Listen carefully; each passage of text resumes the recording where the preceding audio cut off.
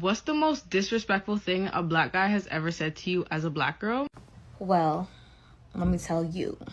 So one time in middle school, I was in a predominantly white school, so you know how that go. And it was the first day, and a black boy had came to the school, and so I was like very excited. I was like, oh my gosh, finally someone looks like me. And I had a crush on him. I used to think he was so cute. So like I really had a crush on this boy, and I'm thinking he's gonna like me because like we're the only two black people in school practically. Like there's barely any black dudes in the school. So like I'm shy, and I didn't say I liked him, but I told somebody I liked him, right? And he had a girlfriend at the time, this ugly ass girl, mad ugly. And she was Hispanic. And I remember they broke up, and I was like mad happy because I thought that, you know, he was gonna get one of the black girl because he was talking about how he liked some other girl, right? And then so someone told him I liked him, and he said that I was too dark. I was too black for him.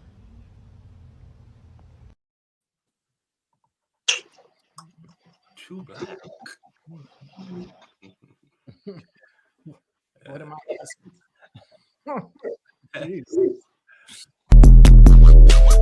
Everywhere I go, they all know my name. So can you hang? Baby, I won't fall, yeah. Can't forward a hoe.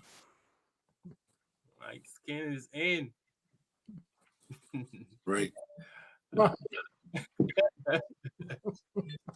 Okay. Okay, I need to talk about a serious issue because y'all are really trying me. You really are. What we're not gonna do is disrespect dark-skinned black women on my page. If your version of complimenting me is putting down other black women, fuck you. You're disgusting. You're a colorist, and I want nothing to do with you. Leave. Colorism is a serious issue that's happening worldwide, and I don't see enough light-skinned women talking about it. If you don't call out colorism when you see it, you are complicit. You are part of the problem. All right. Guess she told them.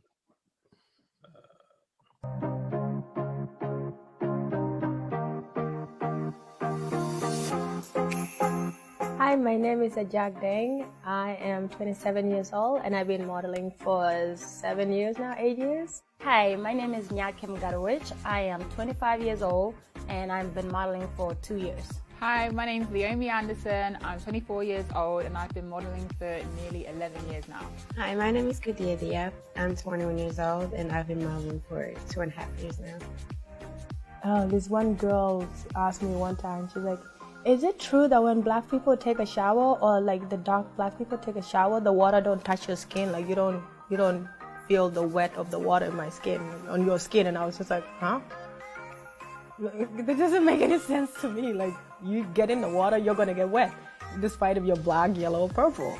One of the instances is where I was waiting at a casting for 3 hours. They'd seen my face. I'd been sitting there amongst the other girls. And when I finally got into the casting, they say to me, sorry, we're not looking for any African people. And I'm just like,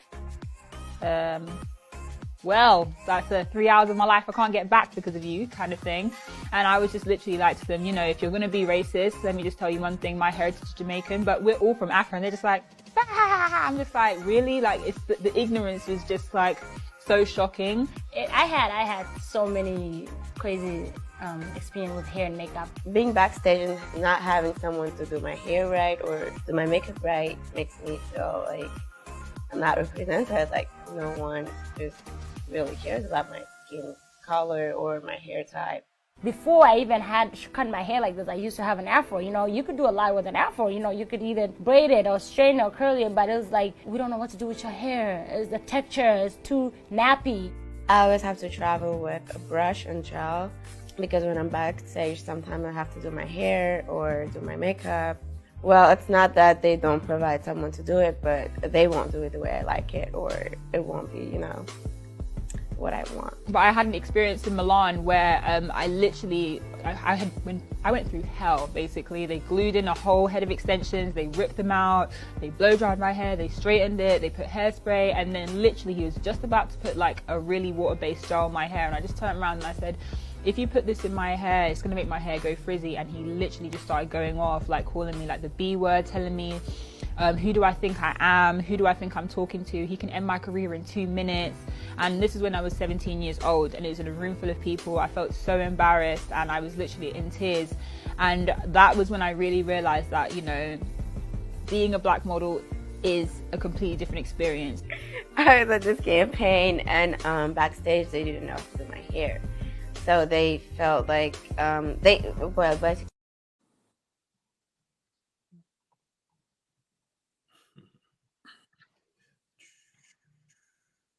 I just want to say that the colorism in the black community is pathetic. There are so many people that are quick to say that dark-skinned people are ugly simply because we're dark-skinned. But yeah, y'all over here looking like this. Now, mind you, this girl is beautiful, but she's a regular schmegular. There's nothing extraordinary about her. At the end of the day, she's no better than JT, and JT's no better than her. But she's quick to call JT ugly simply because JT's darker skinned than her. I wouldn't even call JT dark skinned. JT is a beautiful brown skinned woman, and people really hate to see dark women comfortable in their skin tones. And then here go in the comments, black men being the weakest link. Oh, I'm so glad someone said it. Now, sir, mind you, mans is talking a lot for someone that's built like Groot from Despicable Me. You know how many guys I dealt with that was like, they're not going to deal with me because they don't want dark-skinned babies, or they have nappy hair, or, oh, you pretty for a dark-skinned girl. Stop giving backhanded compliments. Y'all don't see white people doing this stupid shit. Stop putting black women against each other. All black is beautiful. True. Black is beautiful. No glamorous dark-skinned women, not because dark-skinned women aren't glamorous, but because society doesn't let them be. Viola Davis, Sophia, and Nina Simone are women that I find quite glamorous. But if it wasn't for their outstanding talents, would they be praised solely for their glamour, like Marilyn Monroe? Women like Zendaya, Lana, and Rihanna get praised for their modern-day glamour, while women like Michelle Obama and Megan Thee Stallion, because of colorism, are either demasculine or are said to have Eurocentric features, justifying why they're just so glamorous. But in reverse, Afrocentric features like fuller lips are seen as feminine on women of lighter skin tones. Colorism in our society denies dark-skinned women their femininity, and is why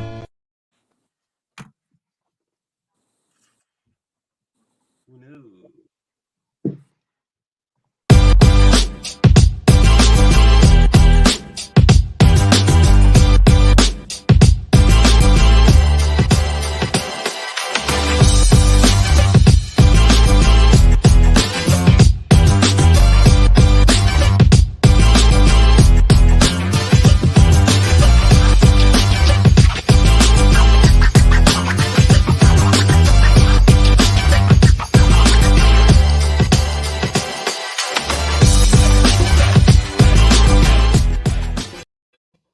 Hey, hello. Hey, what's up, everyone? What's going on?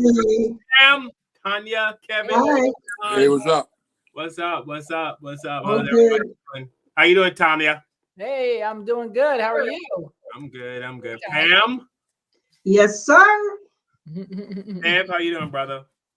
Hey, how come the license guy got to be last? I know. Well, ladies first. That's the only reason you were last. Yeah. Ladies first. No, it was only because you had a dimple. That's why you were last. Yeah. Light skin with dimples. Yeah. You were my nightmare growing up, Kev. you got good hair too? Yeah, light skin with dimples. Yeah, I was invisible when people like Kev was around. Yeah. Shout out to our brother Desi. Desi has some family issues, and we wish him well. Desi, we miss you and we love you, and we hope all goes well on your side of the universe, brother. Please, if you're watching us on YouTube, please like and share. Subscribe to our channel. We're trying to get all the channels like ours that have kind of similar content, dealing with Black issues. We're trying to get all our content together and support each other so we can build each other's channel up. And let me just say, this channel is for Black people. We're lifting up Black people. It's not for Black and brown people. It's for Black people.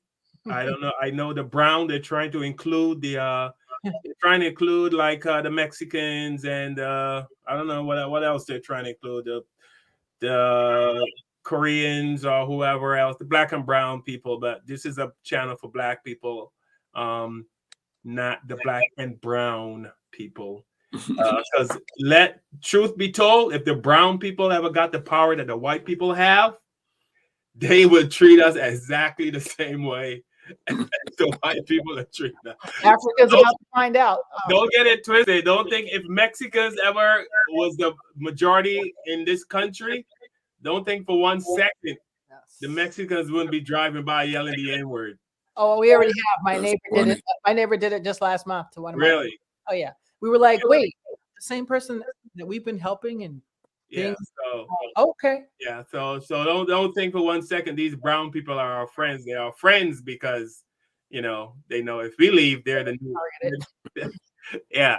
If we disappear, they're the new N word. So they gotta watch this step. Anyway, tonight's we're talking about. We have 2 topics that we're very passionate about, and we're very passionate about every topic we choose to talk about. First topic is colorism, and later in the show we're going to talk about the black girl in Lawrence, Connecticut. Connecticut. Lauren, yeah, Lauren Smith Fields. Lauren Smith Fields that was found dead in the company of a white man, and the white man was allowed to walk because he was, as the police said, he seemed to be a nice guy. So, but first we're going to get into this colorism. As we saw in the first videos I showed, there is such a thing as colorism in the black neighborhood, in the black community, I guess you can say, which I don't even understand because, and I say this over and over again, we as black people, we see how each other are treated. It's not like we don't know. So how can we fall for this colorism BS? How can we fall for that the light skin is better than the dark skin, and then you get the dark skin saying we are better, the blacker the berry, the sweeter the juice, and then the the light skin are like we're prettier because we're lighter, and the thing is we all have the same common enemy. We all fighting the same person. We're fighting amongst ourselves, but we all have the same common enemy. So Pam, I'm going to start with you because this was Pam suggested we talk about it because it is something that is definitely deserves to be talked about. So Pam, through your research, what have you found out about colorism in America or throughout the world? Throughout the world, yeah. First of all, that I don't know if it was considered a childhood poem, but the whole "if you're black, stay back. If you're brown, stick around. If you're yellow, you're mellow. And if you're white, you're all right." That was back in the 70s. That was something that I remembered hearing, I guess, on television or whatever. Yeah, colorism is an interesting phenomena, if you will. I know, what you're saying is very true, that we are all kind of in the same pot, but some of us might float a little bit higher up to the top than others, I guess. And it may be just kind of more rooted with us as jealous, jealous of the fact that although we are all discriminated against, I think based on the shading, you sometimes can see the preferential treatment that a lighter brother or sister may get. And that's within your own household, how your parents deal with you. I personally Let me jump in 1 second there, Pam, not to cut you off, but I remember growing up, my mom used to say to me, "Why don't you stay out of the sun? You're going to get too black." That's something that still goes on today. I have a girlfriend who is very dark skinned, and she does not go into the sun. And she told me it was from childhood. She had always not wanted to go into the sun because she didn't want to get any darker. We have unfortunately the whole colonization has taken a toll on us, and it has lingered throughout. And I think a lot of this comes from things that your parents or grandparents said that they didn't even realize what the damage that they were doing. you know, Having favoritism, and it leans towards the lighter than the darker person. And this is something that goes on in the Caribbean, it goes on in America, it goes on in Africa, and it goes on also with other races, with Asian, South Asian, as well as the Korean, the Vietnamese, etc. But for different, well, the origin is supposedly from a different reason. Theirs was, basically the workers were darker because they were out in the sun most of the time. But for us, it's a psychological thing that our enslavers put on us. The fact of the matter is that a lot of the lighter skinned enslaved people were the product of the enslavers. So therefore, they got preferential treatment. Well, I hesitate with that preferential because granted, they may have been in the house, but they were going through tortures just the same way as people who were not in the house. And it's been perpetrated throughout. We have had over the centuries, different in social circles, the whole the brown paper bag testing, where people would use the brown paper bag to determine if you were light enough to be in their social circles. And also, too, what I found to be interesting in my research, in the 1940s, remember everything used to be done by the newspapers. People who had jobs for people, you would go in the want ads, but also people who were looking for jobs would also post in the want ads. And there are ads in there by Black people who, before they even list their experience, will say light skin. So they'll be more attractive to the employer. And this has gone on time and time again, and up to current times where in the entertainment field, lighter skinned people were favored, except for the Sidney Poitiers of the world, back then. And it continues to be something that we've had to struggle with and try to overcome. Yeah. Okay. Yeah, I'm gonna go to Tanya. Question: Do you think that if Obama had the shade of Wesley Snipes, he would be elected? They let Clarence Tomlinson. Clarence Thomas got in somehow. I mean, for president, you think white America will vote for a Wesley Snipes type, that color? You think that color would get past white America? Nah. You think if Kamala Harris had a color of Viola Davis, that she would that Joe Biden would be president? Nah. America seems to like they don't like it too dark. You know what I mean? They want somewhere in between. But go ahead. That was just a question I have. It just goes back to the same thing I was addressing with Pam. To me, it's really based, all of that stuff starts from childhood, and African Americans on a whole, I think we've been, I'll call it visually traumatized since slavery. I mean, since we got here, we've been visually traumatized anyway, along with the other trauma. So depending on our parents, we pass it, we pay it forward and pass it on to the next one. Like you said, oh, don't say out of sun. Oh, don't get this tan. Why are you looking like you look kind of dark? One time I went to, well, that's another story, but it's all I'm going to say is it really is based on your household and what your mom or whoever's raising you is thinking. So I was lucky, even as a foster kid, that I'm so blessed that my foster mother was very brilliant, because all my magazines, I'm literally, all of them were Jet, New York Times. It was the only one to slip through. And Reader's Digest slipped through because we live near there. So I guess that's why. Jet, Black Enterprise. And I'm only allowed to watch certain TV shows. Brady Bunch slips through. Some people get a pass, Partridge Family, something like that. But it was always like, the Jeffersons or something like that. And then the only women that I was really allowed to watch, we had Diana Ross, Josephine Baker, Nina Simone, Dr. Betty Shabazz, who's absolutely beautiful. I don't know if you remember what she looks like, but Malcolm X's wife, when I tell you, Gordon, I was like, I want to look like her. That's like, to me, the ultimate beauty right there. Then you have, what do you call it, Cicely Tyson. I mean, come on. But I'm lucky that my mom was, I guess she was a link. Maybe that's why. I don't know. But she was like everything. You can't walk in the house and feel like you're the minority. On your walls, even Jesus is on the wall. You can't have none of that. No, it's got to be, this is your world, and you excel in this world. You know what I'm saying? So my hair was never too nappy. That word was never used in my house. Although my mother had a hair salon, so maybe that's why. But you know, like we didn't do perms.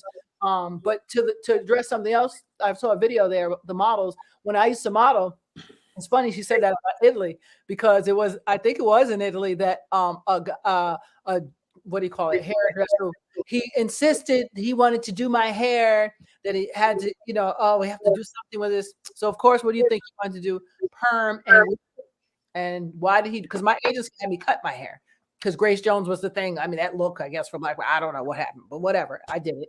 And so this guy insisted that they're going to put this perm in my hair. I said, I don't think you know what a perm is. And I don't think that's a good idea, because I don't really do perms. My mother used to do what's called now flat iron, but that pressing curl. Well, they put that thing in my hair and he left it for an hour. When I tell you that till this day I have sensitive brain, I can't put all that stuff in my hair, because my scalp was like 3rd-degree burns, basically. Literally, I mean, it was horrible. How did you stand that? Because back then it would have been the strong stuff. Because at first, you know, when you first get it, remember, it starts burning really bad, and if you go past that, you go numb. Well, I ain't never gone past it, so I don't know. I never wanted to, but that literally killed me, and I learned a lesson, because the makeup artist, especially my complexion, I'm a yellow tone and a red tone. Ask any makeup artist, I'm the worst nightmare, because they're like, wait, we got to mix these, blend this in back then. So they used to make me bring my own foundation, because I'm not dark, and I'm not light. I'm right dead smack brown. You know what I'm saying? So I understand those things, but I'm so glad that my mom made me confident very young. I was never one of those, you know, putting the mop on my hair, be like, I wish I had long hair. I wish my skin was. I used to love my complexion, because when I got a pimple, well, I never got pimples, but if I did, you would never know it. So if I got a scratch on my face or anything, you would never know, because I'm nice and dark, so you can't really tell. So I never had that thing. And the point of this whole thing is we have to start when our kids are young. You know, I was just telling someone today who has a mixed child, and I was saying, you can't, you know, one of our friends used the word nappy to the girl's hair. I said, if her hair is nappy, what's mine? Because I mean, come on, this is like, I could just get the water in the brush and she's good. My hair is not like that. What are you saying? I said, you have to stop people in their tracks. And this whole colorism thing is stopped, to me, by teaching our young people the correct things to appreciate themselves, no matter how dark or light you are. You're beautiful just the way you are, because God made you. Like, how could you be anything else? So that's what it starts with a childhood. Because for me, even as a foster kid, I still always thought I was like, yes, I'm gorgeous, not in a conceited way, but in a way you couldn't play the dozens with me and come up and be like, yeah, you darky. I'd be like, yeah, and I'm fine too. I mean, I was never that kid you could belittle and be like, oh, look at you. I have friends who were crying and, you know, may have mental damage from the abuse they got from being too dark and being called crunchy and all those, you know, the names. I mean, black was used as a like a swear word. Like, look at you, you're so black. Yes. You know, and the way they would say black, you know, yes. You'd be like, oh, don't say it like that now. Come on. You know, black was like the other B word. You know what I mean? It was. But it really depends on your parents. You know, I'm so glad. Wherever my mother is in heaven, I love her, because you know, I went to Ophelia DeVore, which is a black charm school. Yes, auntie. Yes, had to learn how to set that table. And so all those little things that I thought was stupid at the time, I was like, this is so dumb. Like, why do I got to wear a dress? And why do I got to, you know what fork goes with this salad and whatever? I didn't care. But looking back now, and I'm like, dang, my mother knew. So I don't care if I'm in the presence of my whitest friends or family members, or my black friends, or my Nigerian. I don't care who's up in front of. I'm still going to be me. And I appreciate and value myself, that I am just the way I am. And if you like me, great. If you don't, I'm sorry. Bow out now. You know, that's it. All right. Let me shout out a few people and read some comments before I go to you, Kev. Shout out to Keith Weston. He says he's listening from work. What up, Keith? What up? Norma Staley. There, Mom. Pamela Jones. What's up, sister? We still got to go do the bump, Pamela. Wow. Pamela and I have a date to go out and do the bump. Marat, I hope I'm saying this right. Marat Charis. Oh, Marat.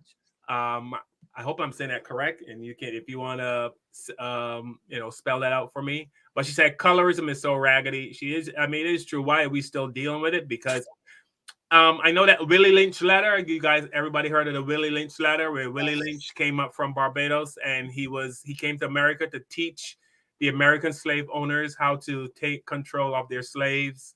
And he said, you don't have to beat them. You don't have to, you don't have to use force. All you have to do is pit them against each other. Right. The male slave against the black, the dark skinned slave against the light skin, pit the male against the female, that kind of stuff. And it seems like it worked, because here we are in 2022. Yeah. So, in 2022, and Willie Lynch came up in what, 18 something or 16, whatever.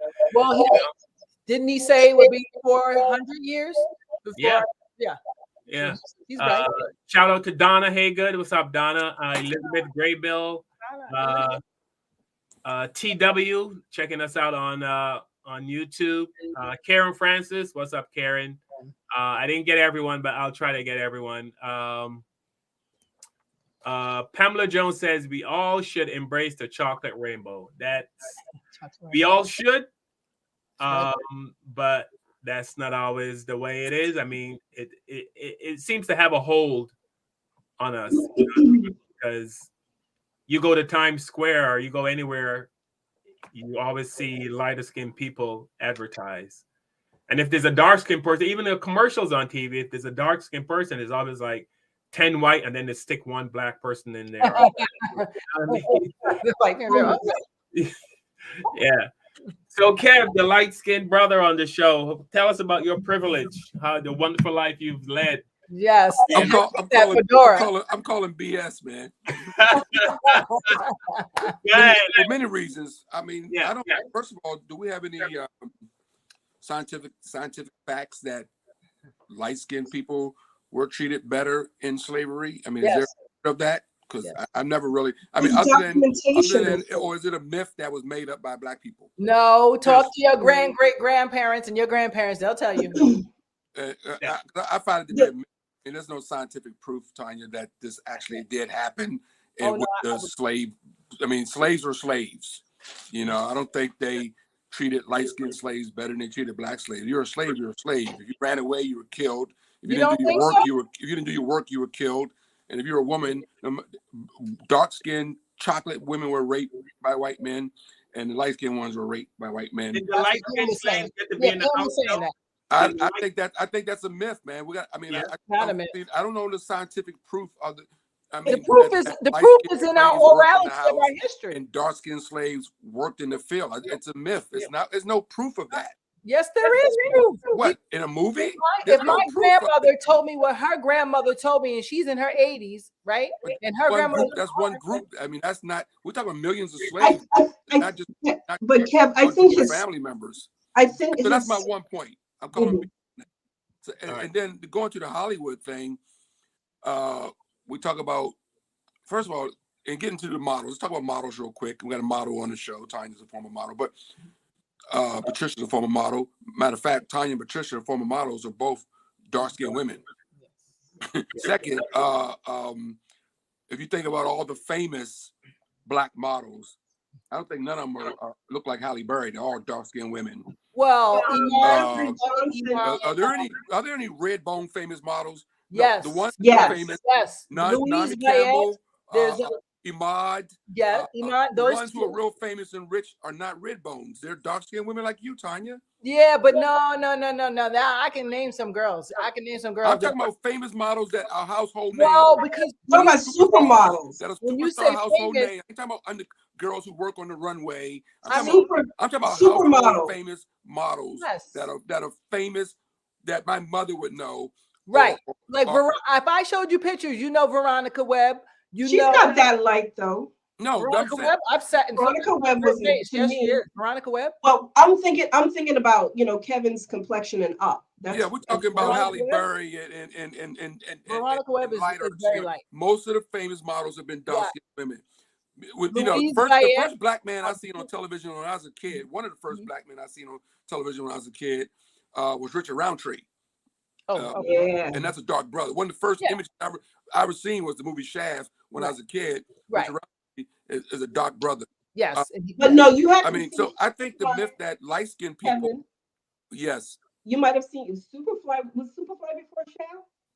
That was an exploitation film, but yeah, Ron, I forgot the guy's name that was in that was one actor, but I'm just saying there's a lot of, if you think about all the famous actors, you know, from the 70s or the famous actors from the 80s or the famous actors today, with Wesley Snipes and Denzel Washington, Lawrence Fishburne's a little darker than me,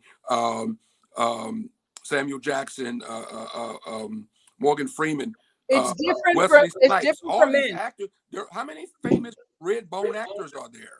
But can I just say something? Right. You know what's really interesting in our Dynamic. spectrum? All right. Yes. Is that everybody thinks that they're dark. And Iyanla Vanzant, she had one of those big town hall things dealing with this. Yeah, I remember her show. It was a good show. Yeah, but it was interesting because some women would get up who I would consider to be light skinned, and they would say that how they felt as though they were discriminated against because they were dark, and everybody else like gasped, like, "You ain't dark? What's wrong with you?" Everybody has a certain perception of themselves. Right. I used to be considered when I was growing up. I thought that I was the darker one in my neighborhood, because my other friends and the neighbors, they had the wavy hair and they were lighter than I was. So I thought I was really light skinned. Only very dark skinned. Right. Only when I came back to America and I wasn't in the 85-degree sun all day and I lightened up a bit more. So I always considered myself to be dark. Right. And then I had to get to reckon with, I'm not as dark as I really think I am. Right. So when you talk, Kevin, about these people, it's from where you stand, right? Like most people's opinions is about where you stand. Who's darker than, and here it is. Unfortunately, we're having this conversation. Who's darker than who?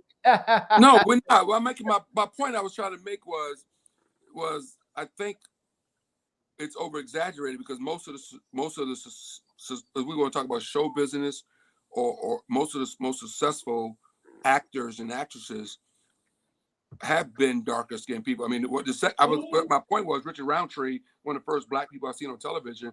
The other black person I've seen on television when I was a kid, before I seen a light skinned actress, was Cicely Tyson playing Miss Jane Pittman. Yes. I mean, I grew up watching those movies. And Sounder and stuff. But do you remember Vanetta McGee? Do you remember Nicholas? What's her name? Big eyes. Yeah. Denise Nicholas. Denise Nicholas. But she there are a lot of those women who got a lot of play. She's a beautiful lady, a beautiful light-skinned lady. But You're making my point. You're making my point. There's an attractive light-skinned woman, Denise Nicholas, very attractive light-skinned woman, and how many people? In her day, though, she had somewhat of a. She wasn't Cicely Tyson. She's known amongst us, but she's not a household name in the industry as far. You don't think back then she was? No. Because she even and later on she was in the heat of the night with what's his name? I mean, she's not. Archie. Denise Nichols never been a big star. I mean, she did some movies. She was in Let's Do It Again with Bill Cosby and Sid 48, Uptown Saturday Night. She did those movies. I think she was on a TV show for a couple of minutes, but I mean, she never became no household name. She's never been a Cicely Tyson or even close to that. Wesley Snipes, one of my favorite scenes in movie history, and Wesley Snipes stabs Christopher Williams in the hand. Oh, yes. King of New York. Pretty motherfucker. King. But y'all remember that scene? Yes, that's the best movie. That's a great scene. But guess what?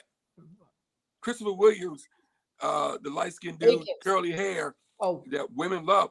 Oh.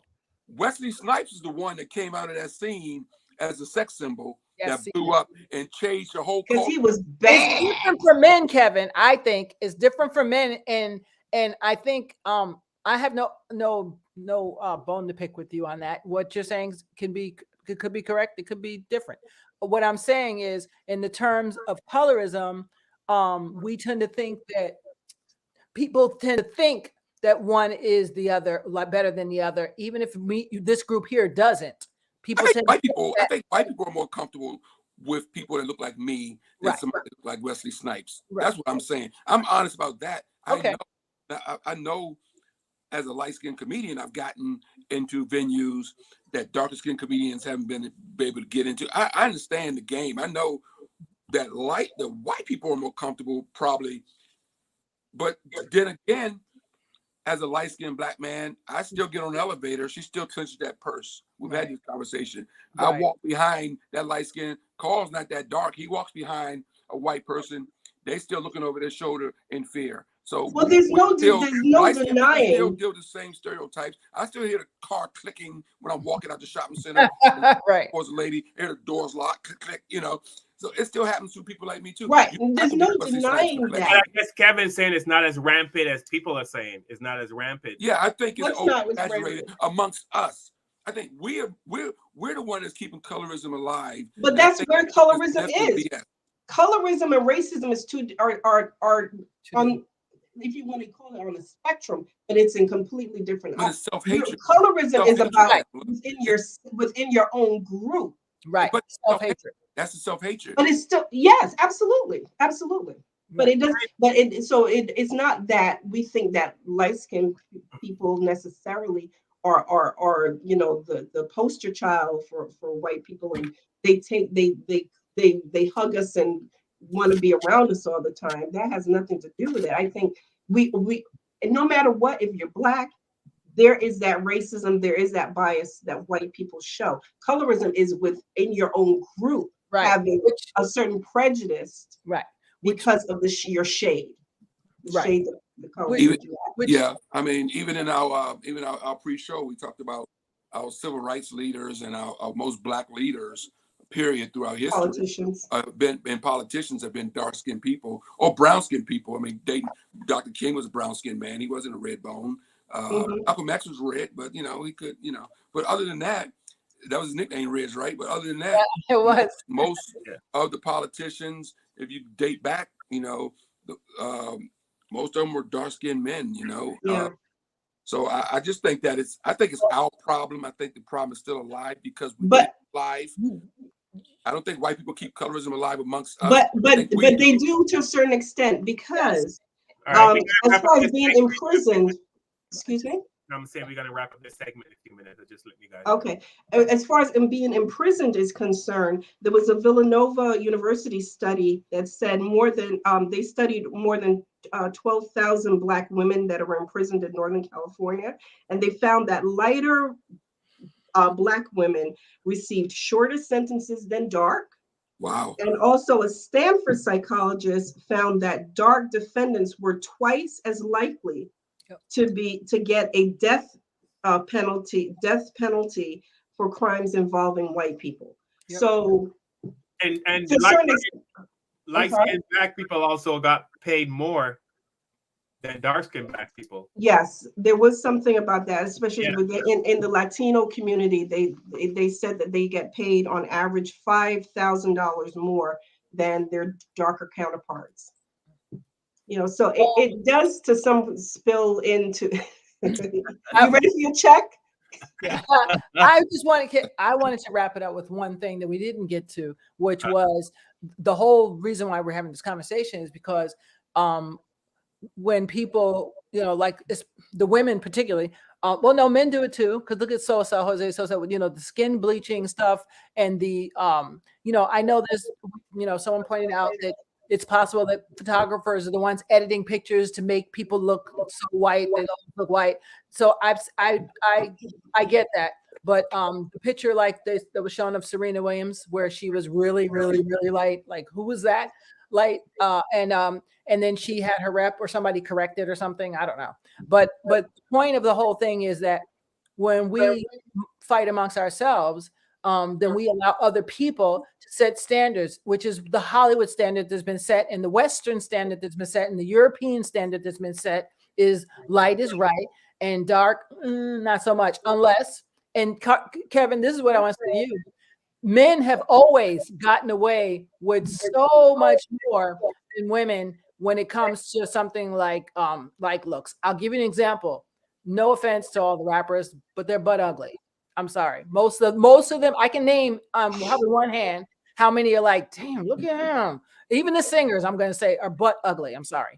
I'm not trying to be funny, but they're just not. They're not like, oh my God, look at, oh my goodness. You know, they're not well, Wesley Snipes is handsome. Wesley Snipes, or give me somebody, Boris Kojo. You know, they're not those type of guys. These guys, I mean, no offense, but Lil Wayne, I'm like, if he's not attracting me, I don't know why the women fall over him, except for his pockets. And look at him. Look at all of them. There is none of them that you can name except for there's a couple that's good looking. So I'm not saying everybody, but most of them, you'd be like, what? Who the hell? Hey, that's what attracts women. But guess what? They can go and make these records and do whatever, and they could be leading men in Hollywood. Because I mean, you know, Sidney Poitier was one of the leading men. Some people think he's handsome. He's all right, but I wouldn't be like Idris Elba is like, yeah, or you know what I'm saying? It depends on who it is. Subjective. Exactly. And it doesn't mean it's wrong or right. It's just my taste. So I think men in that arena, for once, because you don't get it too often, if you get away with a lot more than we do as women. So you got us, you know, bleaching our skin. Men too. Jose Sosa, whatever the baseball player, he did it too. So I know. I'm gonna not just what's his name? Sammy Sosa. Sammy. I'm sorry. Forgive me, Sammy Sosa. You have and we know some of them in Botox. I get that. But us, we literally damage ourselves. I mean, look at Joan Rivers. No offense, but I mean, I love her to death. But she was just tacking the face up. Look at Jada Pinkett's face right now. It's like, come on, girl, you better stop while you're ahead. Some people are doing these things, and I don't think it's so much. I think it's because of the standards put on them to be in those spotlights and to be, oh, you want to be a supermodel, you have to look like this. Or you want to be in Hollywood, you have to be like this. And that comes back to us not being confident of ourselves amongst each other. And then when we go out, you teach people how you want them to treat you. How about that? Yeah. That's I don't think you should make Pam feel bad about having a poster of Biggie over her bed. You know. I don't know why I distracted him, but that's another story. Who is Vibe Cartel?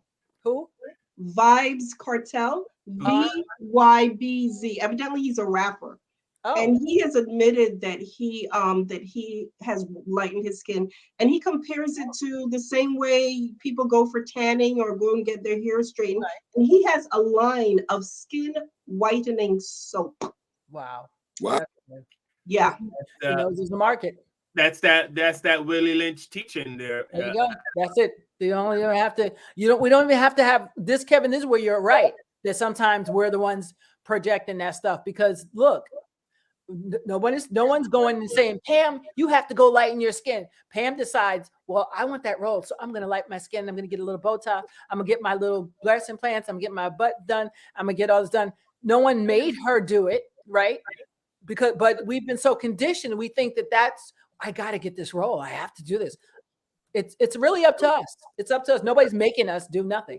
You know. Next subject, guys. We got to get to the next subject.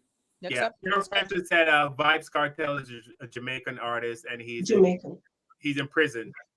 And he's in prison lightening his skin. That makes sense. My role model. Listen. He better not go and bend down and pick up that soap that he got. Exactly. That's funny. I hope it's soap on the road. Right. Gina. Yeah. All right, we're gonna switch gears right now. We're gonna get to our next topic. Yes. Which we are super passionate about. Just like we were on the first topic. And if you have not heard or seen this on your news, you should, and please go look it up. The name of this young lady is Lauren Smith Fields. She's from Bridgeport, Connecticut. From what I've seen in the news, apparently she's an Instagram model. She's an influencer. I guess millions of followers.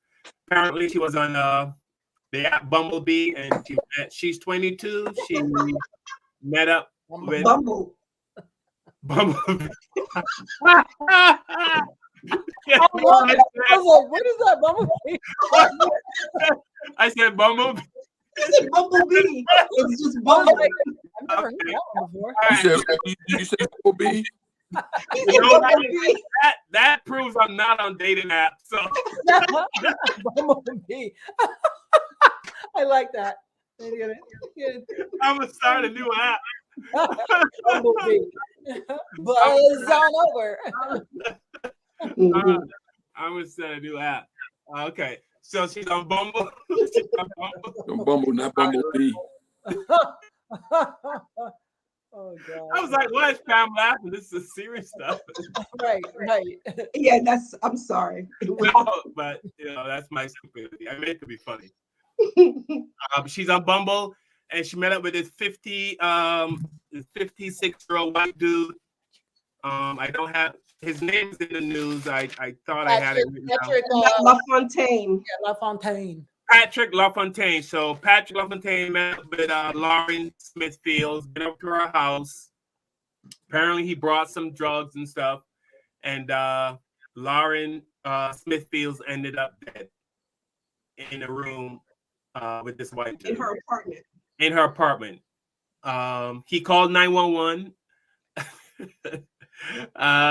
He called At 6 o'clock in the morning.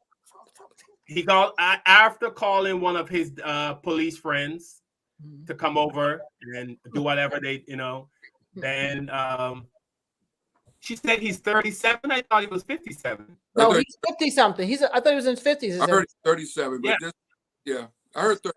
He didn't look like he was in his 50s. He was in good shape. He looked like he was in his 50s to me. So, I'm gonna show. We're gonna come back and talk about this, but let me show you guys a couple of news stories. Here we go.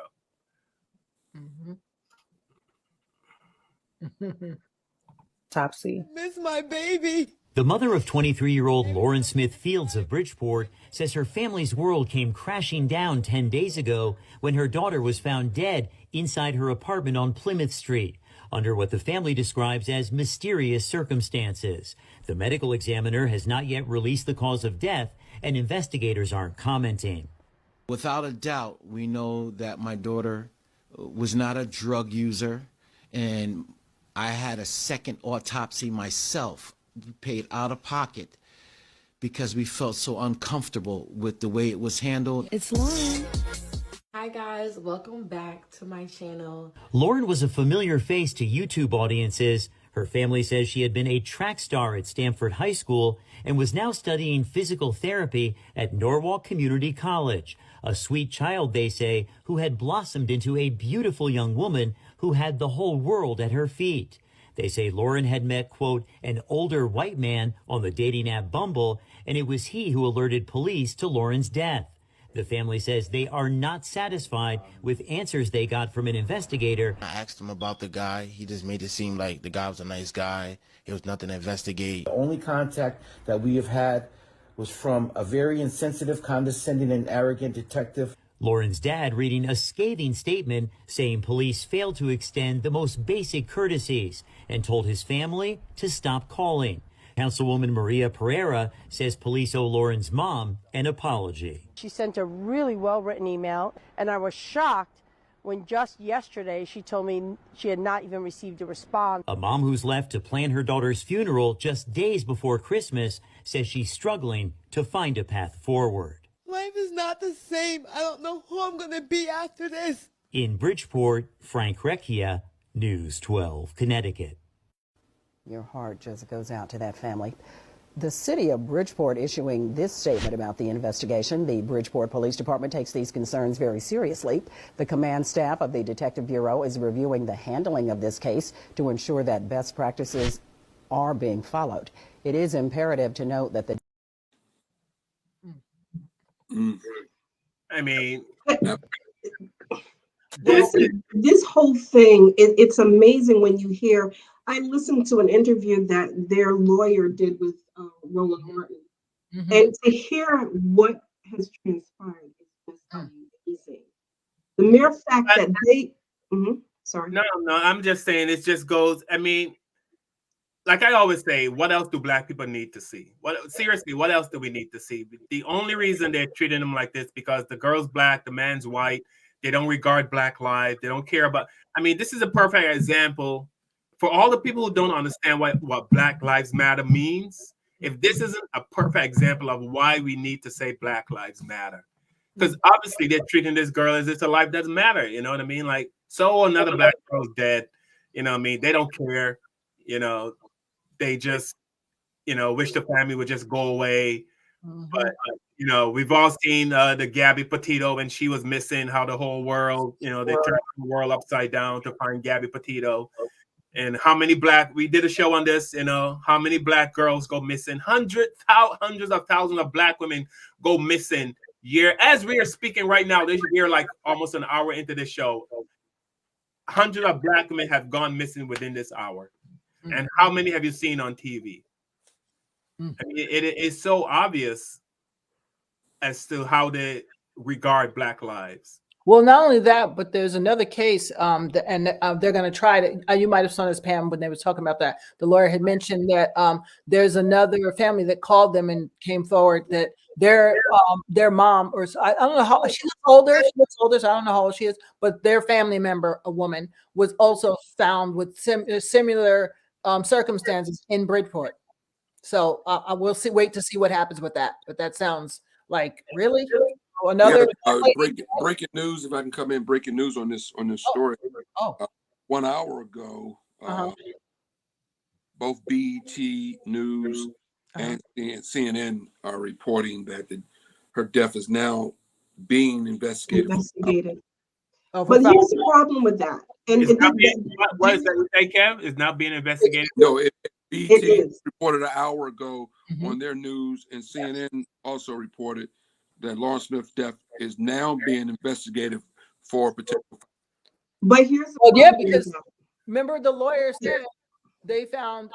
Remember the lawyer said they found a condom and a pill that when that pill comes back is the type that you. Yeah, they found a condom with semen in it, and the cops did not turn it in. Yeah, a Viagra pill or Cialis, whatever he uses. Yeah. And how do I know those names? Like, because I seen it on TV. Okay. Here's another thing. Bothers me right here. It says the unidentified white man.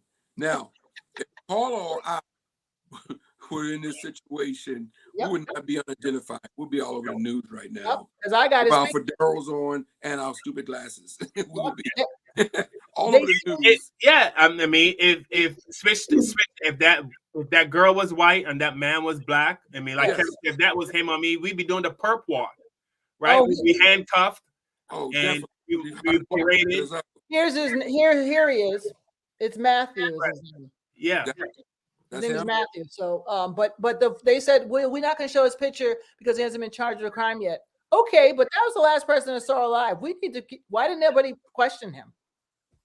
I mean, they did. I'm sorry. The first statement he makes is, "I didn't have sex with her." Who asked you about sex?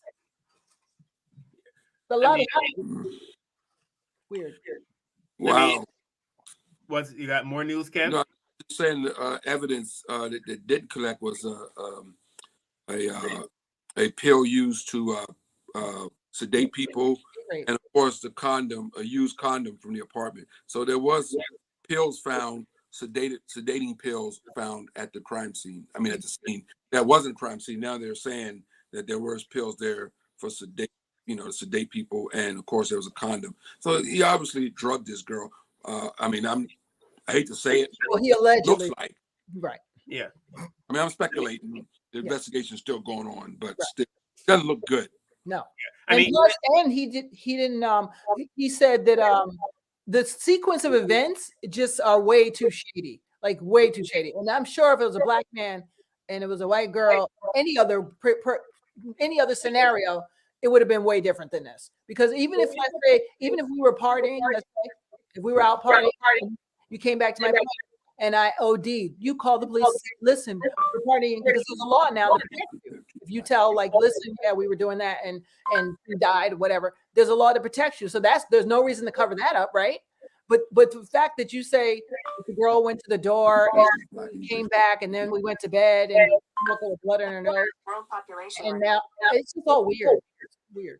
I mean, okay, Elizabeth Gray Bill, what's up? She Hey, said, and why are they not identifying this white man? Right? because he knows the police, somebody in the police department, allegedly. That's what a tipster called in and said that they know him. Why is he not in custody? He's He was the last person to see her live. Right. Yep. He might be a cop. Who knows? He knows somebody got money. Got money for a lawyer. I mean, we all know why. You know what I mean? That's why I encourage black men and women to join these police departments. I know a lot of people, a lot of black people there, they would say to me, well, they're corrupt. I don't want to be part of that, blah, blah, blah. But we have to police our own neighbor. We have to get in there and look out for ourselves. Just won't let you in. Yeah. You know? Have you seen the stats on how many of us are in a police department? You go take the test, and you know what I mean, and you just do it. I mean, I mean, we march to get on the bus, we march to get jobs, we march and march and march so that we can get these jobs. So go get them. True. You know, because this kind of thing is what happens. You have a police department that's 90% white. Of course, they're gonna side. You know what I mean? They're gonna side with this guy. You know, that's why we need more police in the. You know, more black. It's funny you say that, Carl, because I was Googling as we were talking here, and the data says that Bridgeport Police Force has a major lack of diversity over the years. So it's a mostly white department.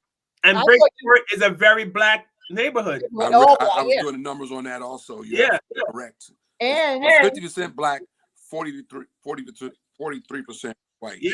Yes.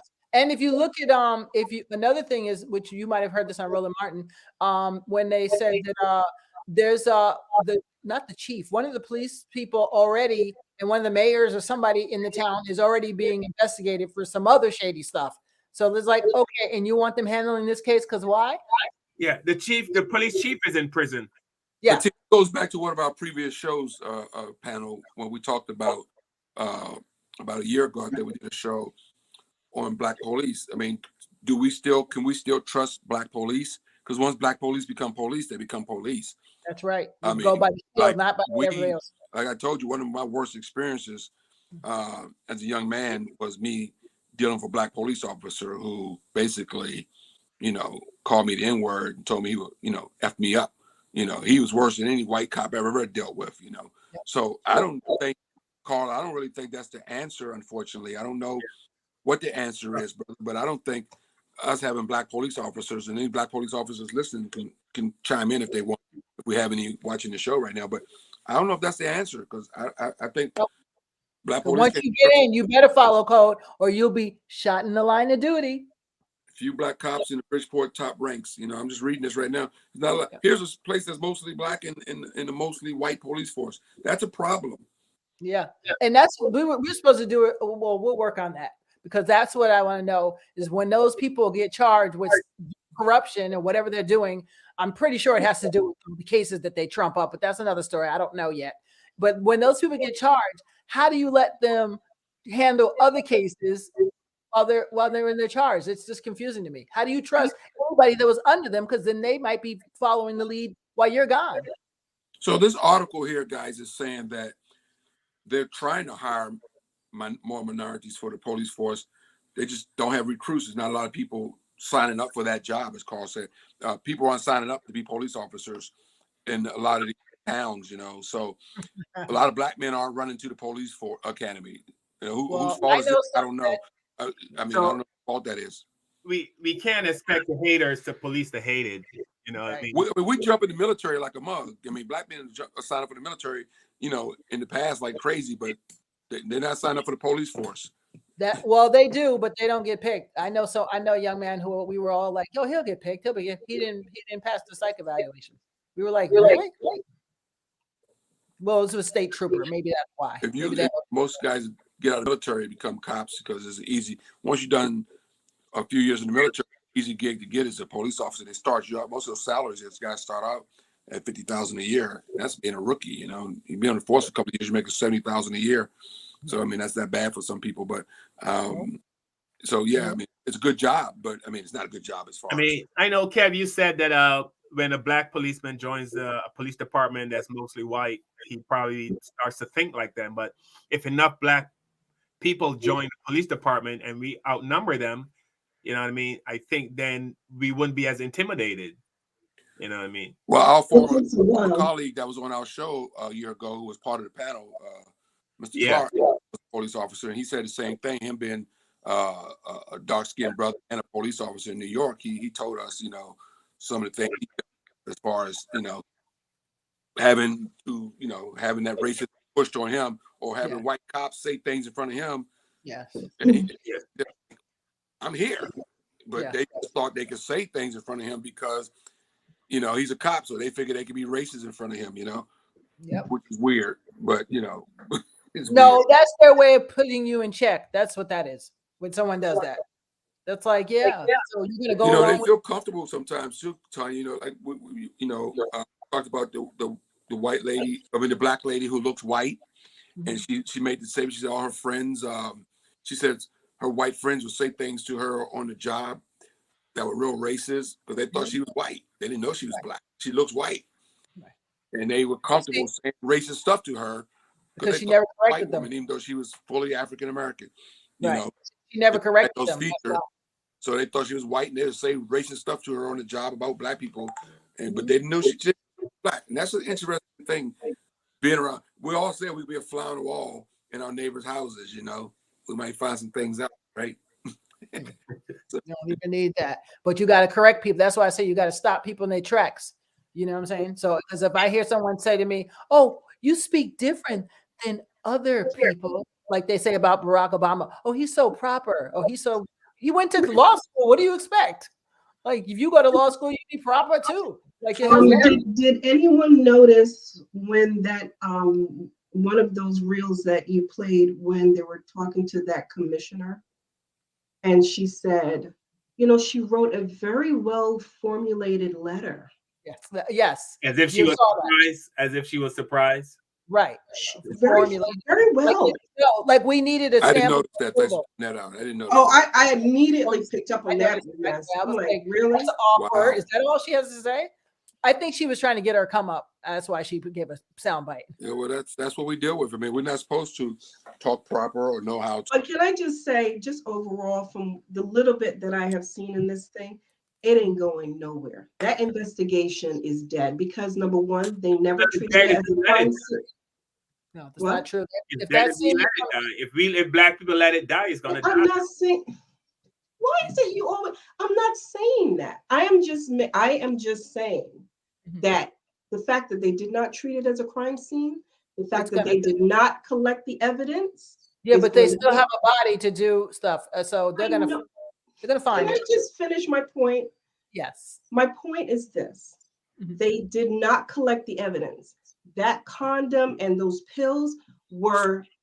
The family called them back days later and instructed them to pick up that evidence. And when they did, the smug son of a bitches had the nerve to say, "Is there anything else you think I should take?" Okay, they have not considered it a serious situation. The ME ruled it as accidental, although they are going to investigate. But the whole thing of cause of death, they didn't say suspicious. They said it was an accident. And the fact that even till now, they still have not taken all the proper steps. Evidently, they reached out to Bumble to ask if because the police said that they were going to not confiscate, but they were going to get the messages to see what was going on. They said they were going to reach out to Bumble. Bumble has not heard from them. Yes, I saw that. Yep. So there's a whole bunch of stuff that they have just. Even if they decided in earnest right now to pick up on stuff, defense is going to have a field day with all of their inconsistencies, and they didn't follow procedure. Yeah, but the good news is your phone does leave a track, and they have a body. And if they can just give a reasonable doubt, if that the stuff that was in the comment comes back shady, that's the only thing that's going to really be for their favor. So let's see what happens. I'm confident that's all we can do. Something that will be. There's definitely a wrong, Pam, but you might be right. Yeah. Excuse me. I said you might be right, Pam, but I hope you're wrong. I hope so too. Don't get me wrong. Look. I wish we could all have fair play, but they set this up so that there's going to be big holes for him to fall through. Yes. Yeah. I agree with you. Yeah, they broke the crime scene. They damn sure did that, and they probably did it on purpose. And they've been protecting this white guy from day one. So yeah. You know what's weird? I'm surprised none of the other big shot attorneys, black or white, latched on to say, "Hey, we're going to help you get these guys. We're taking this one for fun. Let's go. Everybody make a team like OJ. Make a team." Well, I'm this sure is still the beginning, so you never know. They may come on. I hope they do because they're going to get them. Because to me, I'd find something. There's got to be something. There's got to be something there because they have a body. If you have a body, you can find something. It's just going through with a fine tooth comb. So let's see what happens. I hope so because that's 23 years old. She would have been 23. It's just crazy. Crazy. Well, that's where we need power players to come in and stuff. You know, we don't have, like I said, we don't have the celebrities to come in and demand this. Say we're not going to do this. We're going to put up money for investigation and lawyers. We just don't have. We don't have a lot of people that just come out. You know, I don't know how people can sit back and just go, man. Yes. Yes.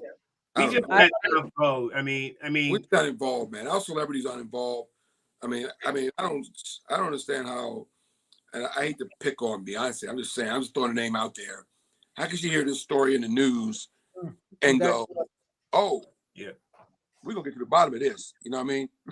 I mean, of all that money, power, and wealth and fame, you gotta use it for something other than a nice house on the beach in Miami. That's all I'm saying.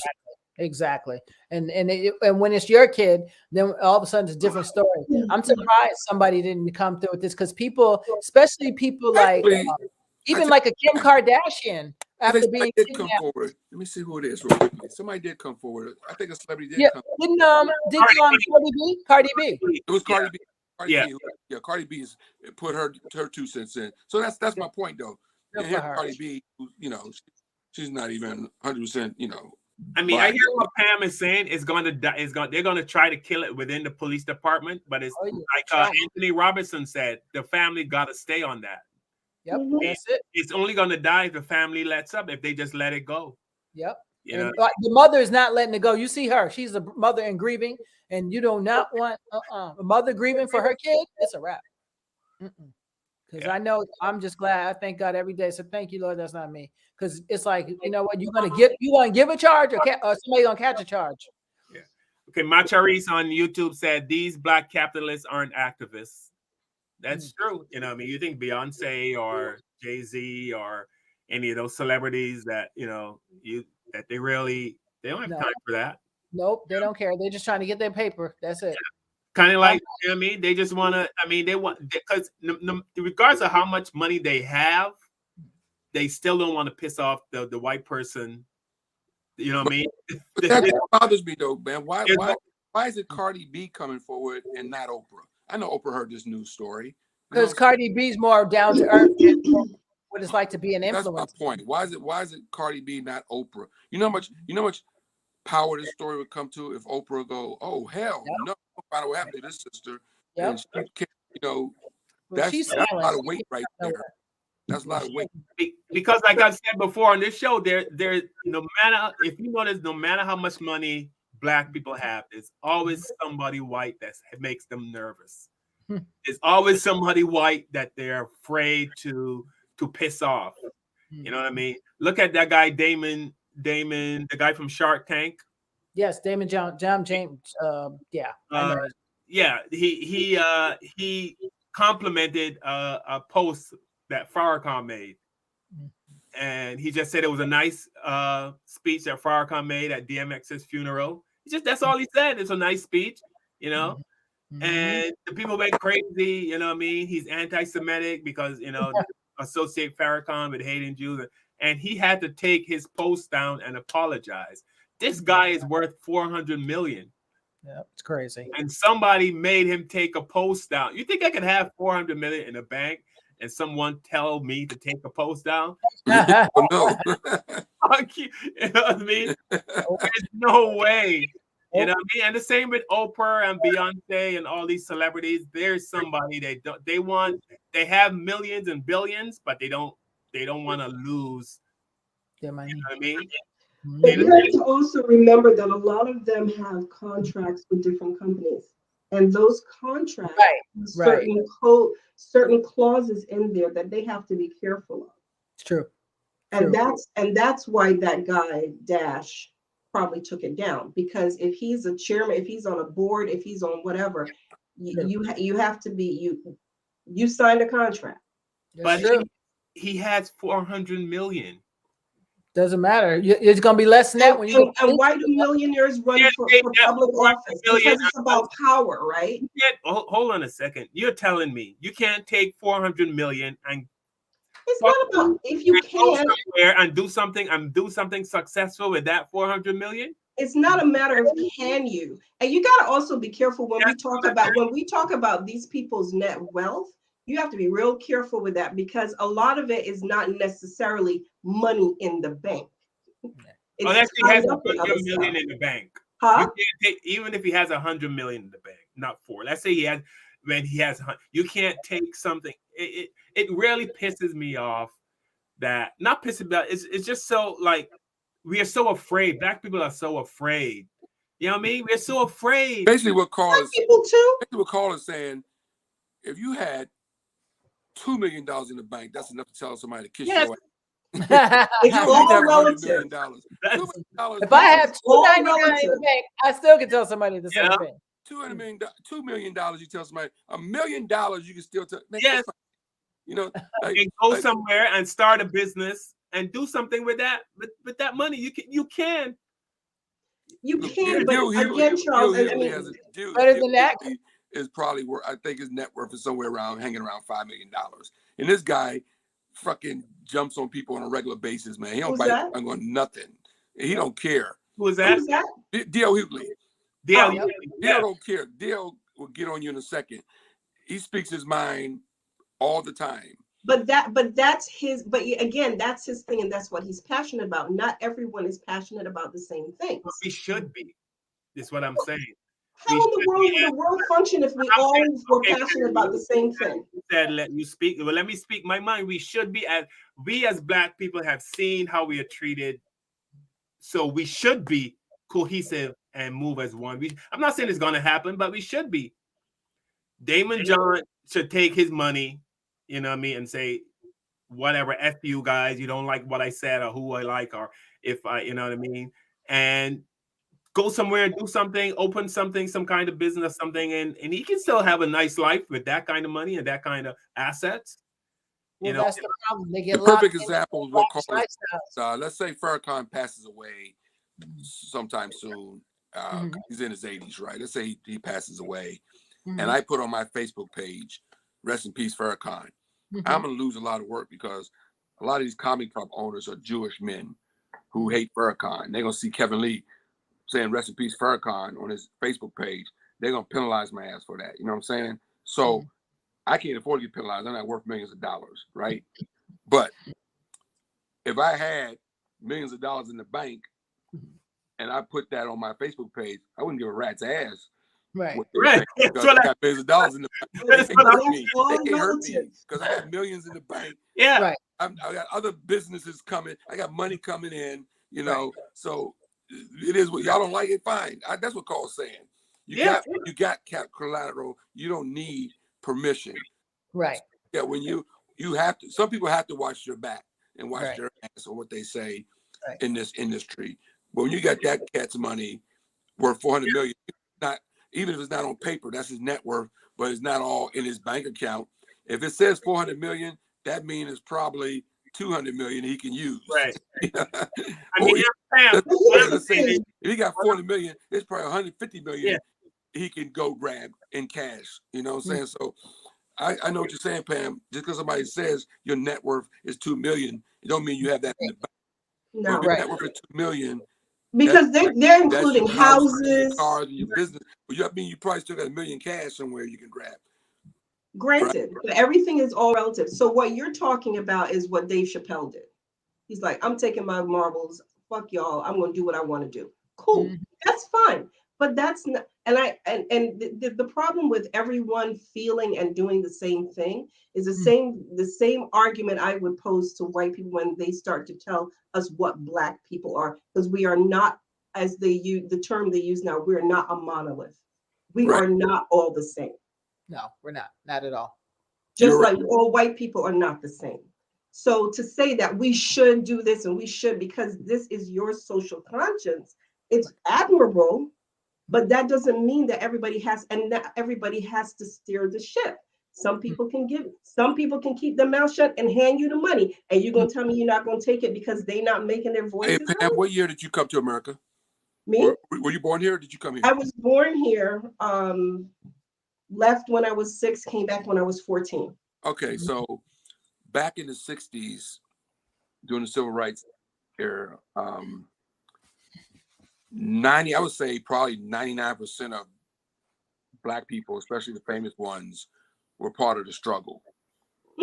48s, Ozzie Davis, Cicely Eartha Kitt, Tyson, Dick Gregory, Gladys Knight, James Brown, B.B. King, all these people, and ones I'm leaving out right now because but I'm just saying, all 99, Halle Berry, all of them were part of the struggle and part of King's dream and march. They put money up, they paid for it, they financed King and his followers, they paid for the hotels and the buses and all the stuff. They paid his rent so he could be out.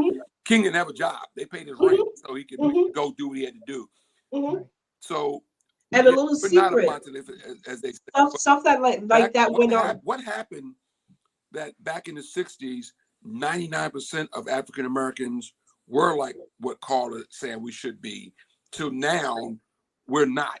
What happened in that 35-year, I would say 45-year period? What happened in 45 years that Black people are now? Because there's not a lot of celebrities today that's willing to put it on the line. And a lot of the guys that I mentioned, they were rich back in those days. They had the money that these guys making. Nobody I just mentioned, other than Bill Cosby, probably had Jay-Z's money, Oprah's money, but most of those guys were still, heard by the father, was still a millionaire. Being a millionaire in the 60s was a lot of money. A million a day might not be a lot of money, but in the 60s, if you had a couple million, you were loaded, right? So what happened in a 45-year span to make Black people not be so all together as Carl is trying to suggest we should? In my opinion, there was a movement going on there was a trajectory. There was a cohesiveness. We don't have that right now. We don't have a Martin that everybody's willing to go follow.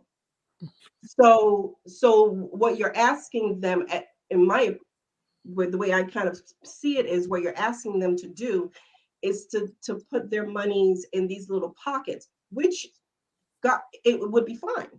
But what you're saying is because this whole civil rights movement was going on and the cameras were on us and we all were in that struggle.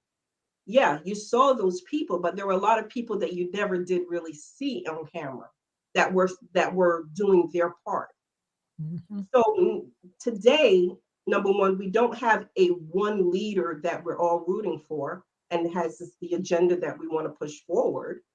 And number two, yes, a lot of us, because of the millions of dollars and the contracts that we sign and things like that, have to be strategic if they want to at all. Jim Brown and Kareem Abdul-Jabbar, who was Lucinda back in those days, Muhammad Ali, the king. Brown, awesome. Muhammad Ali, nobody put it on the line more than he did, right? Oh yeah. I mean, all those guys, and Jim Brown and Ali and Lucinda, I mean, those guys, man, they didn't play around. I mean, they were like, Ali was like, fuck money. My people. As he gets $5 billion. I don't need this money. Right. He took his gold medal off and threw it in the Kentucky River because y'all treat my people like shit here in Kentucky. And y'all want me to celebrate this? He took it off and threw it away. A gold medal worth a lot of money. Nobody has done what Ali has done. That's what my point. That where are the alleys? Well, no, but wouldn't you say not? No, I don't think anyone has gone to his level. But wouldn't you say what Kaepernick did? Well, yeah, I mean, yeah, I respect So, him. so we got to be careful with those absolutes, right? Because they are Yeah, individuals but see who what are Kaepernick making did. remarks. Did we do our show last week and people came on Yeah, criticizing him? Our because own people are petty. people that look like us criticizing Kaepernick. Because they petty. Okay, Because they think that your sacrifice is supposed to last a lifetime. If we do this show long enough, somebody gonna come on here and criticize Dr. King and Kaepernick. I mean, and Muhammad Ali before it's all over, because that's what we are. But there's always going to be criticism somewhere, right? Somewhere. There's always going to be somebody to criticize something. For There's sure. going to be always I a think Candace that- Owens.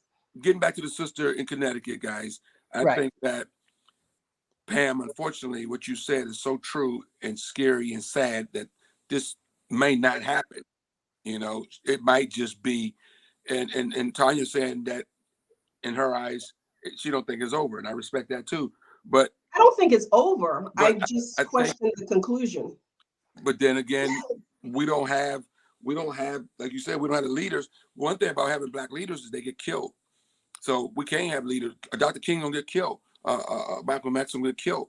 So when you put that one leader out there to be the leader, he's gonna get killed. That's why it's not good to have a leader. You know.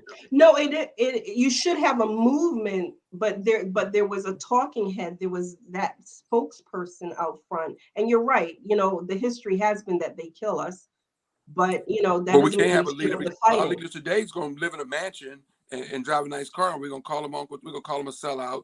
We're gonna say that Al Sharpton's not good because he got a mansion up in upstate. Oh, can I? No, because it was got perm. a Mercedes Benz. Al Sharpton's not good because of this and that. I mean, But Kevin, you know situation, right? when you talked about Malcolm and how he was supported, at a certain point in Al Sharpton's journey, he was also supported because Yes, he was until he he didn't have no money because he ain't had Right. no job, but they were being paid for. Did So the FBI say that black people will protest? They did a study. 24 hours we protest and then we go home. Yep, that's it. They know us well. Yeah. but that's because it's not a movement. That's just a moment. Yeah. Well, we didn't do that. And that's what what's his name, Summer Joe? 2020, we didn't do that. We marched and marched and excuse me? the whole damn summer over Uh, George Floyd and Breonna Taylor. Excuse me, but who were out there? Who were out there, big and bold? Them white folk. Oh yeah, that was with us. Yes. And we weren't. So it wasn't like we. I think unfortunately, I think it was if it was only us, it might not have had as much of a momentum for as long as it did. Unfortunately. Right. Well- You're right again. Yeah. But I mean, there's more of them than us too. But yeah, you're right. Well, according to some of the, never mind. We're not going to go into that topic. Any comments, Carl? Any comments? Well, Mara, I'm sure I'm messing up this girl's name. Woman, I'm sorry if I called you a girl. I don't want to get this woman's name. Mara Charis. Hope I'm saying that. Mara Charis. How do you spell it?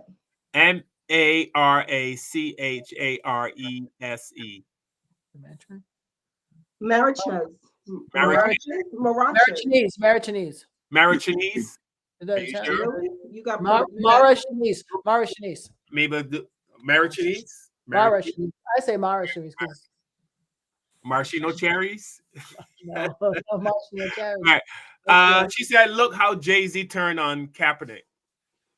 I didn't know Jay-Z turned on Kaepernick, but yeah. But it seems to me that white people seem to hold tight. Look how they hold tight for Trump. How many millions of white people hold tight for Trump?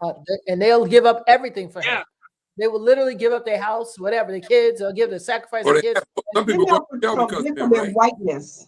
Jail because of him. You think the lie they're telling them?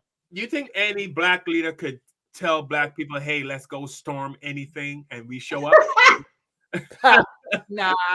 Not since Dr. Barack King Obama couldn't get a basketball team together. But let's be clear though, Trump is the figurehead at the moment, but they're not for Trump. They're for their whiteness. That's what they're fighting for. That's what they stormed for. Right. Well, that seems like a thing. That seems like a thing.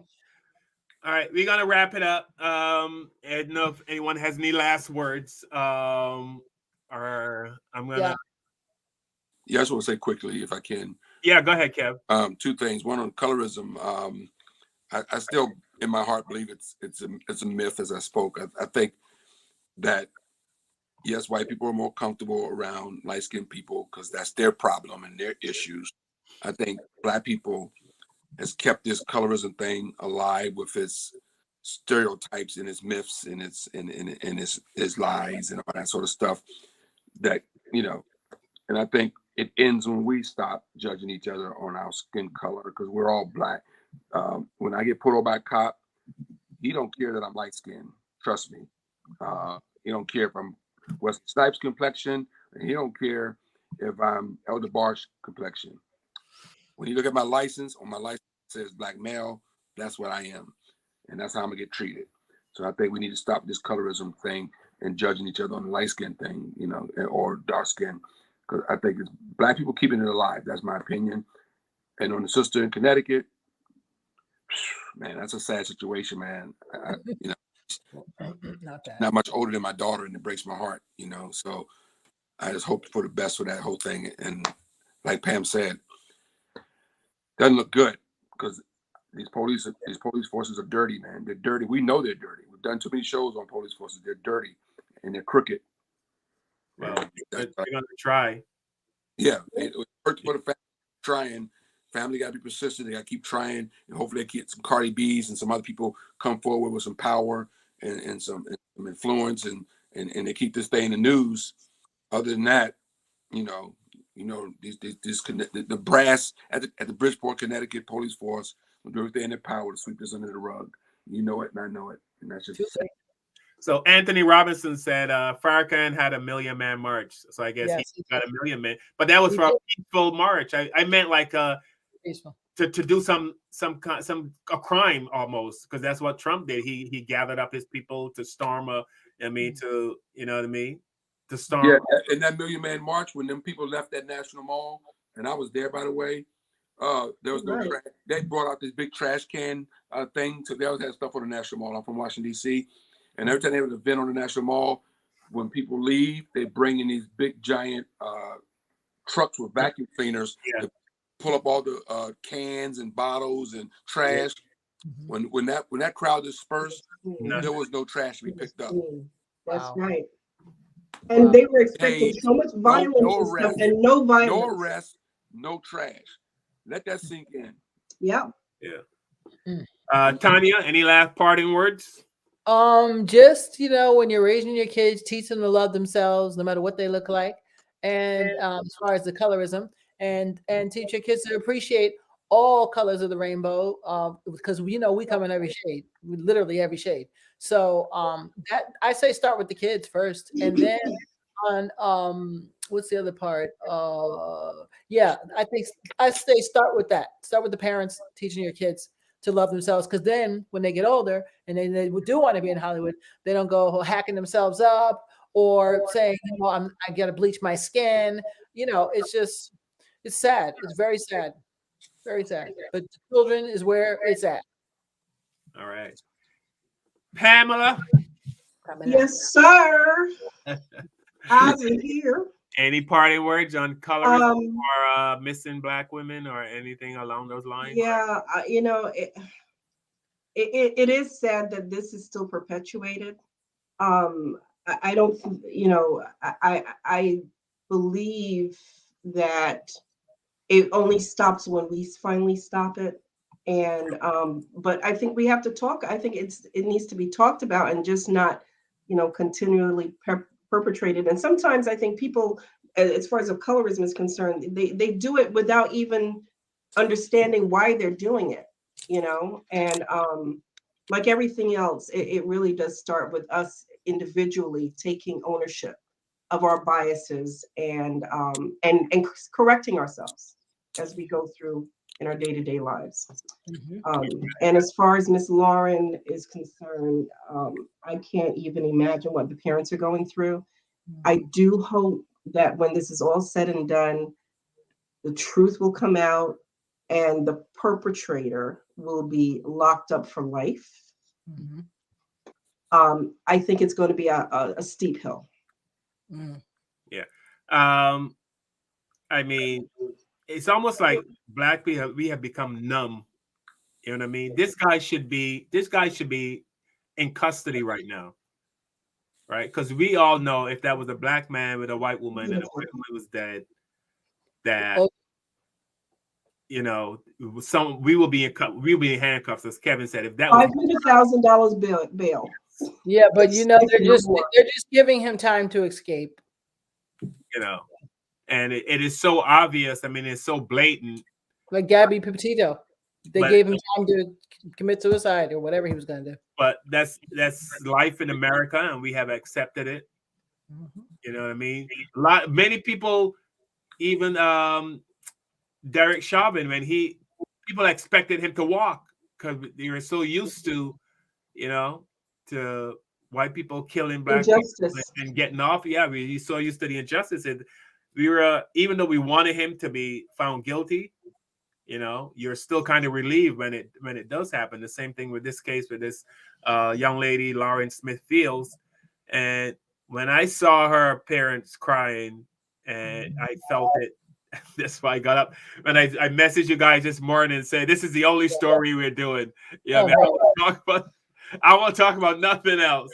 I just want to talk about, you know, I mean, it was just really, I was so hurt. I was really hurt by it because you know he did something to that girl. You know what I mean? Yeah. That's my opinion. He did something to that girl. He didn't even take him down to interview him formally. And how could they say it was accidental? You know what I mean? How could they say it was accidental? They don't know if he put something in her drink or, I mean, he forced her to take some kind of drug. How could they say it was an accidental death? That part bothered me. How do you know it was accidental? You know, so it's all in the words. Yes, so I hope this family gets some justice because they deserve it. Because that dude killed that allegedly. We can touch base on this again. You know, as things develop. Allegedly, in my humble opinion, that dude he had something to do with her death. Had he not shown up at her apartment, she would still be alive. So I agree. You know, if he has stayed his ass home, she would today. And normally we go out on the promo for 5BC, but I'm gonna show another video of Lauren because I really feel for her and her family. Go out this. Good night, everybody. Thank you. And everybody. Information man, thank you so much for bringing us the new fans. And you know, we want to thank you profusely for, like I said, giving our platform some more, you know, get some more eyeballs on our platform. And I've been watching your show. And I know you're watching our show. And like I said, let's keep this going. Let's keep sharing each other's content. And if there's any other Black content providers out there, let's start, you know, collaborating and getting our content out there. So please like, share. Pam, you had something to? Yeah, I was just going to say, you know, and I know we didn't touch on this, but you know, heartfelt condolences to Regina King. Oh, right. I think we should do a show on suicide. Right. Yeah. Yes. We did one before. The Information Man, his last show, I watched it. His last show was on suicide and mental health issues in the Black community. Yeah, we did one last year. We did that was one of our last year. Yeah. We'll do another one. We'll do another one. It's a good show. And he said some of the same thing we said. He said it's something we don't like to talk about because Black men, we want to be seen as tough and hard, and you know what I mean, you don't want to talk about mental issues. Yeah. But it is definitely a problem in any community. But for some reason, we want to maintain the macho-ness, the alpha male, you know, the machismo. Yes. So thanks again to everyone. Let me thank some people. I'm not gonna get everyone, so don't get mad.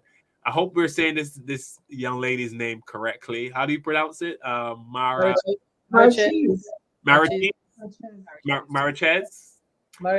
Thank you so much for your comments. TW from YouTube, Elizabeth Graybill. Thank you so much. Karen Francis. Thank you guys for watching our show. Keith Weston. Emma Bird, thank you so much. Emma didn't agree with you, Kevin, on you saying that the colorism thing is not not an issue. She said, "I love you, Kev, but yeah, you're wrong." John John McPhail, my comedy buddy from Boston. I hope you're doing well, John. I saw you were in the hospital there for a little bit, so I hope all is well right now. Anybody else? Pamela Jones, thank you so much. My bump partner. Bump. I didn't get everyone, but thank you guys for so much for watching, and we will see you again next Wednesday, 8 p.m. It's pronounced, she hyphenated it for us, Marsharis. Is that how you pronounce it? Mara Sharice. Mara Sharice. Yes. Mara Sharice. Yes, Mara Sharice. I like it. Yes. There's another R in there. Thank you. Please like and share. Tell everyone about our show. And if you want to come on the show, I always put the link in the comment section.